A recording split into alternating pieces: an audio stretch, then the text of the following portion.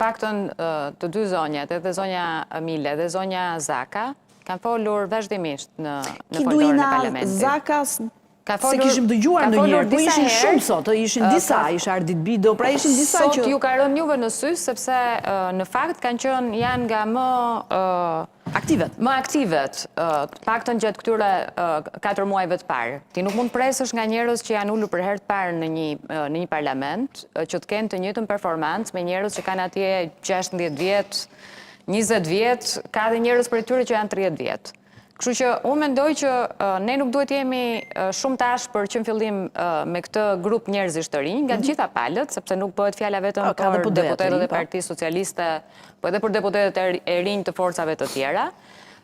Dhe në fakt, kur thua që këta sot dolën me një formacion të ri, konstatimi është totalisht e gabuar, po ta shohësh me vëmendje në shumë seanca parlamentare, edhe zoti Bido, edhe zonja Mile, edhe zonja Zaka kanë folur, madje kanë pasur replika të drejtë për drejta me zotin Berisha, që është kryetari i opozitës. Sot na ra më shumë në sy, ç'është e vërteta. U duk pra sigurisht e një strategji e re. Sot ajo që ka ndodhur është që pas çdo njeriu që ngrihej dhe fliste, qoftë edhe nga vendi, kishim zotin Berisha që në një farë mënyrë e legjitimante, sepse e kërkonte fjalën përsëri për çfarë deri dje na duket sikur shifnin nga Taulanti, nga zoti Balla, çfarë të bëjmë, të flasim atë mos flasim. Sot na u duk sikur kishin marrë më shumë kurajo dhe po flisnin. Do të thënë, Erla, unë mendoj që kjo është një gjë shumë normale, ta thash një herë, ti nuk mund të krahasohesh kur shkon edhe në një departament të rrit lajmeve, patjetër që do shohësh kryeredaktorin se të kuptosh se cilat janë politika editoriale që ka ai si stacion, që ka ky njeri si vizion etj. Do të thënë,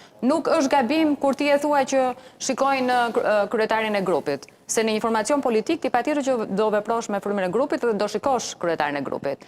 Konstatimi që thash nuk është i saktë dhe janë njerëz të artikuluar që nuk duhen në një farë mënyre sulmuar nga media, sepse ajo që bëjmë neve është që shohim, dhe veçanërisht kur janë gra dhe vajza, ndodh direkt pjesa që në momentin që del një grua apo një vajzë, direkt fillon ajo moria e tmerrshme e rrjeteve sociale.